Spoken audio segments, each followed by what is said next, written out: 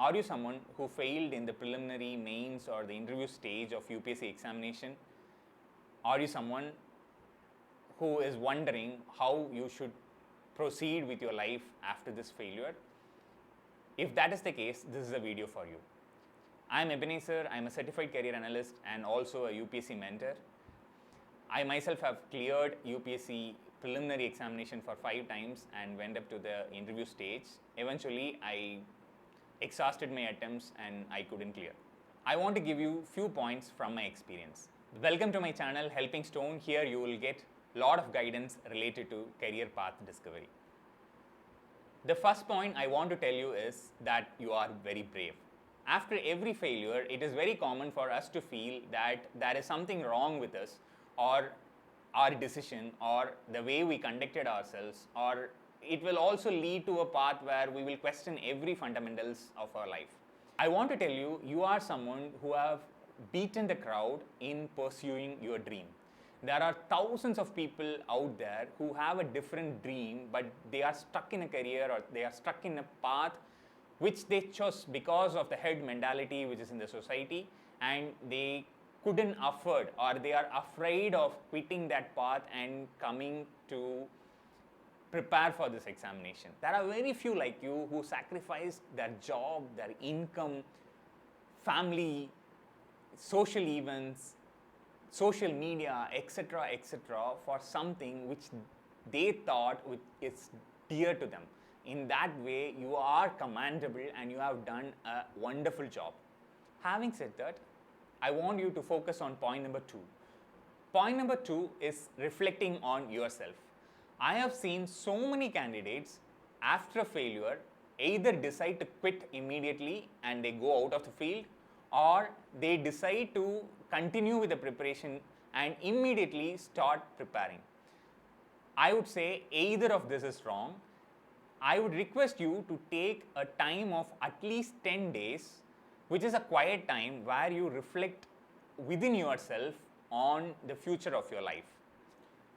Basically, I am asking you to come to the drawing table and put everything in paper. Write all the things you gained from this preparation.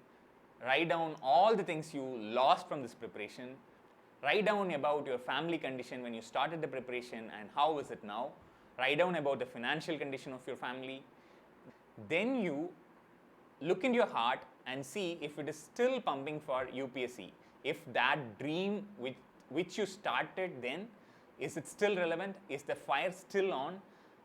In most cases, it is going to be still on. If you are someone who is very sincere about this preparation, then it is like a love with UPSC and you will not be able to come out of it. It is like a maze.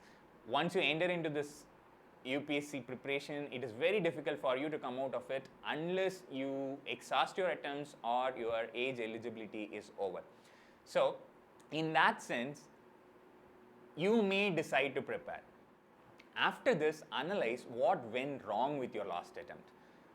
Check if you can correct those mistakes in the next few months and you will be able to clear the exam in the next attempt. If that comes to you in a clear direction, then yes, you go for it. Howsoever, if you are someone who has already given 2 sincere attempts, then I would humbly request you to be realistic. That brings me to the third point, that is being realistic about your preparation.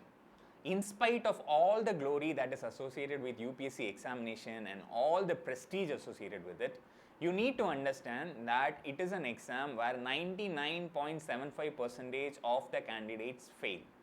Yes, out of 4 lakh students who write the exam, there is only 1,000 students who are going to make it to the cut in the final list. In a situation like this, when the possibility of failure is so dominant, it is always advisable that you have a plan B. Please don't consider it as a word of discouragement, but this is the reality, and if you would have read the social sciences correctly, you might have understood by this time that realism is something which we cannot neglect in our life. Here, to effectively think on this, you should detach yourself from this process a little bit and see what if things go wrong. So It is very common wisdom that you need to be always ready for the worst. Instead of breaking your heart at the end and ruining your future, it is always better that you have a plan B ready. That brings me to point number 4, that is having a plan B.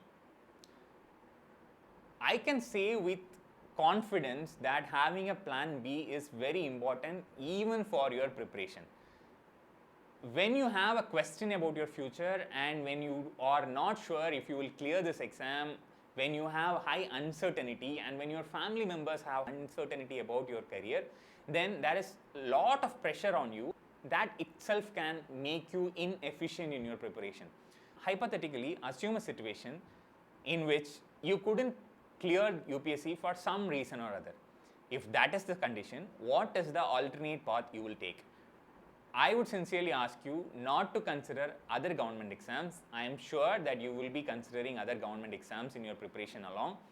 But let the plan B be out of this government examination zone. What is the alternative I have? Can I survive in this corporate market? Can I survive as a self-employed? Can I do a startup? Do I have the skills to jump into the market and get some livelihood options out of it? When I am asking you to have a plan B, many of you may think that can be a point of deviation and it will affect your focus, etc., etc.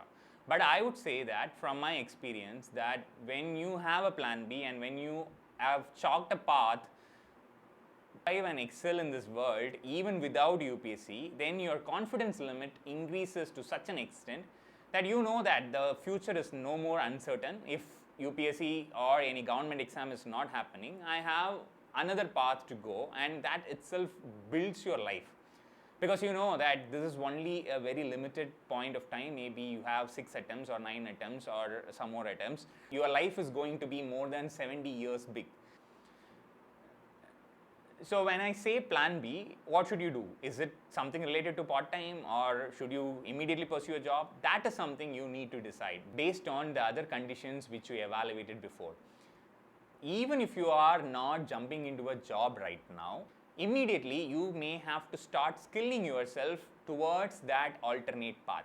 For example, you can take some certification course or take a degree program which will help you to be ready for the alternate job, and at the same time it will also allow you to pursue a dream with respect to UPSC. This may seem kind of creating a dilemma in you, but believe me, after going through so much of ups and downs in my UPSC preparation and finally ending up not clearing it, I am happy that I had my alternate path chalked out much before. And believe me, if you are not having an alternate plan, even in your interview, you are going to struggle because your life is filled with uncertainty and you want to perform in that interview so desperately well that itself can backfire in the way you prepare and in the way you deliver it in the interview.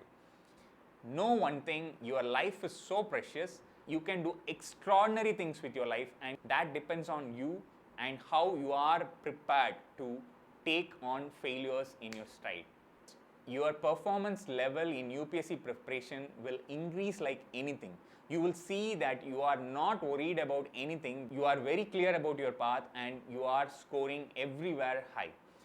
With this note of optimism, I wish you all the best. In the next video, I will give you tips on the alternate paths which you can take along with your UPSC preparation. Thank you so much. Please do subscribe the channel, like and share this video.